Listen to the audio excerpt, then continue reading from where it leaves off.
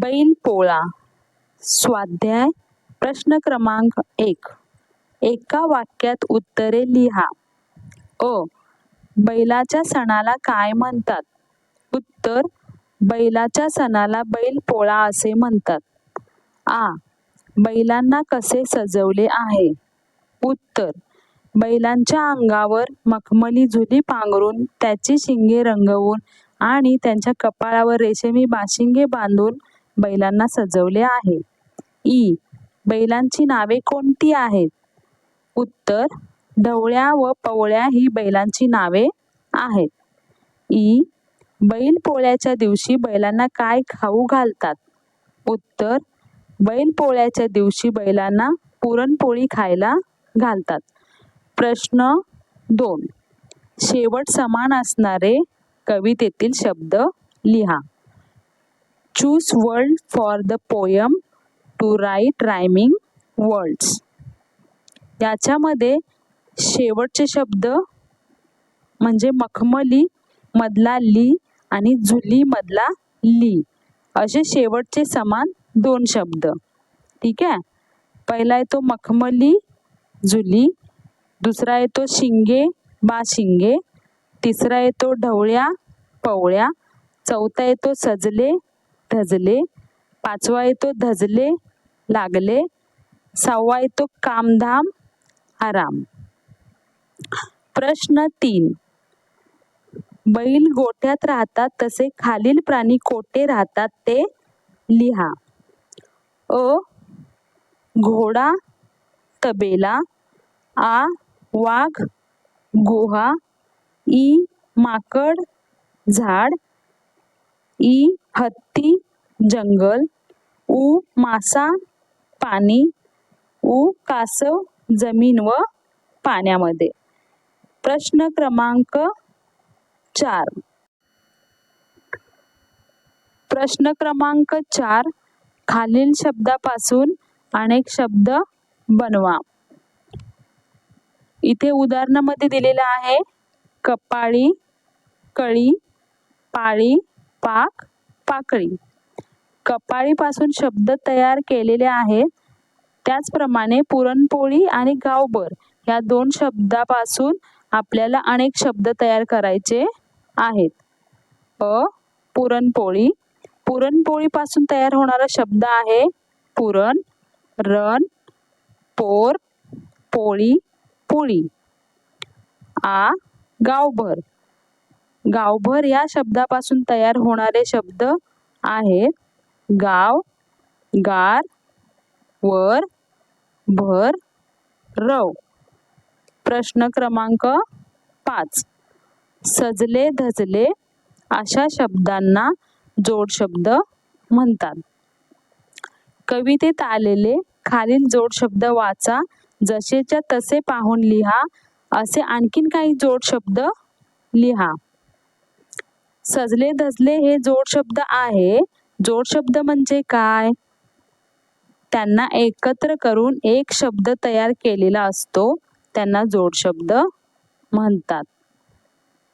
कवितेमध्ये कामधाम व पुरणपोळी हे 2 शब्द आलेले आहेत, तर असे जोडशब्द तयार करू.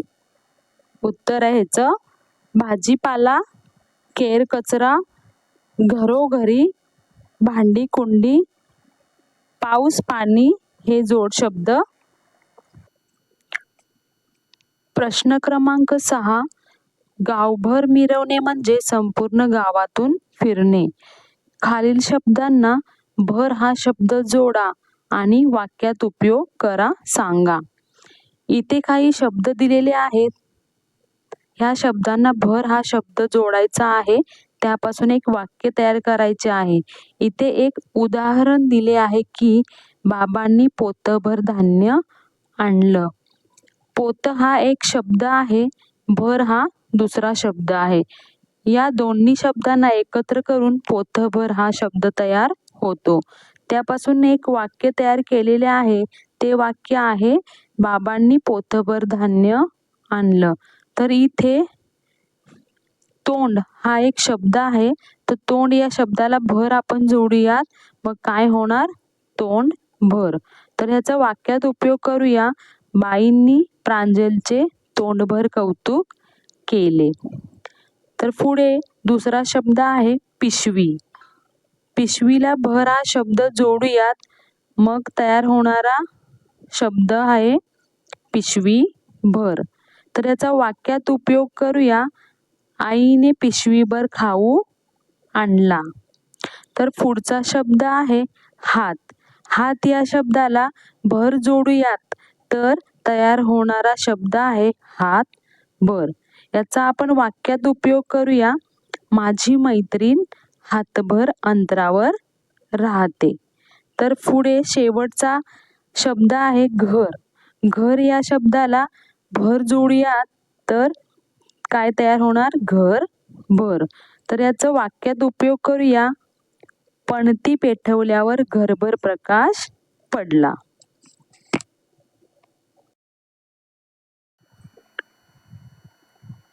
प्रश्न क्रमांक 7. तुमच्या आवडत्या प्राण्यांची माहिती 5 वाक्यात लिहा. मी इथे मांजर घेतलेलं आहे, म्हणजे कॅट. त्याच्याबद्दल माहिती सांगते. मांजर हा एक लहान आणि गोड प्राणी आहे.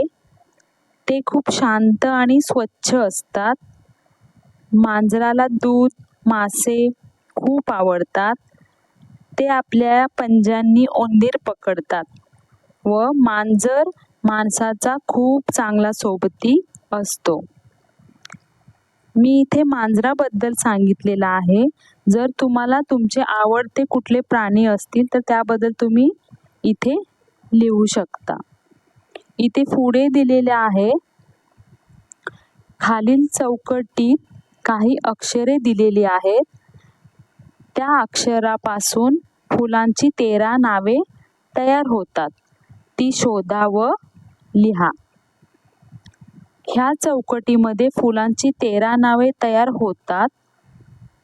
ती शोधायची आहे आणि लिहायची सुद्धा आहे. इथे पहिलं नाव तयार होते. 1 पारिजात, 2 जाई, 3 जुई, 4 गुलछडी, 5 चाफा, 6 झेंडू, 7 सदाफुली, 8 मोगरा, 9 कमळ, 10 शेवंती, 11 जास्वंद, 12 अबोली आणि लास्ट आहे 13 गुलाब. जर तुम्हाला असेच व्हिडिओ पाहायचे असतील व समजून घ्यायचे असतील तर प्लीज लाईक आणि सबस्क्राईब करा. Thank you.